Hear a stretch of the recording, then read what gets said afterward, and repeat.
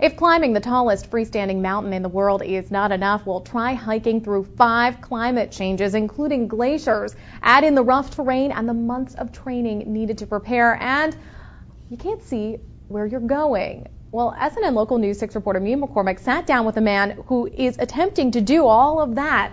Mia, tell us about him.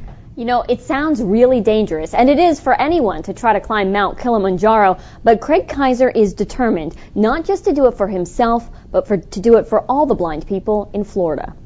You can call him adventurous, or you can call him crazy, but Craig Kaiser doesn't take no for an answer. 5 years ago, he attempted the 19,000-foot climb that starts in the African jungle and ends at a snow-capped peak. High-altitude sickness stopped his journey 5,000 feet from the top. The 63-year-old suffered from a stroke, but he says this time he's ready for the mountain to bring its worst. Is it about overcoming something specific?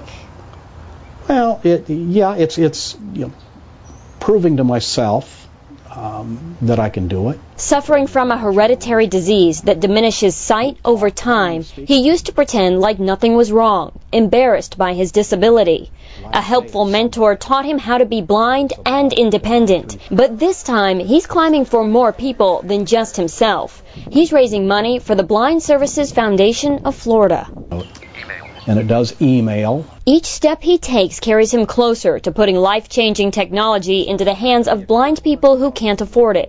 Blind notes are like laptops for the seeing impaired. Kaiser's goal is to raise a penny for each foot of altitude he climbs. Several weeks ago, a surprise phone call ended with a very special person sponsoring his effort. I turned to my wife and I said, you know, I was so blown away talking to Stevie Wonder, I forgot to ask him for money. She said, call him back. I said, you can't call Stevie Wonder back. She said, hit redial. So I did. Stevie Wonder is even trying to arrange to be there when Kaiser starts off in August. It's 60 miles in length and 4 miles up. But for Kaiser, it's a mountain he just has to climb. I don't deal well with failure. I just don't. And it has stuck in my craw for 5 years, and I'll be darned if that mountain's going to beat me. Each one of those Blind Notes laptops is about $7,000. So again, Kaiser is trying to raise a penny for every foot of altitude he climbs. And if he makes it the entire way, all the way up to the top, each pledge will be about $190.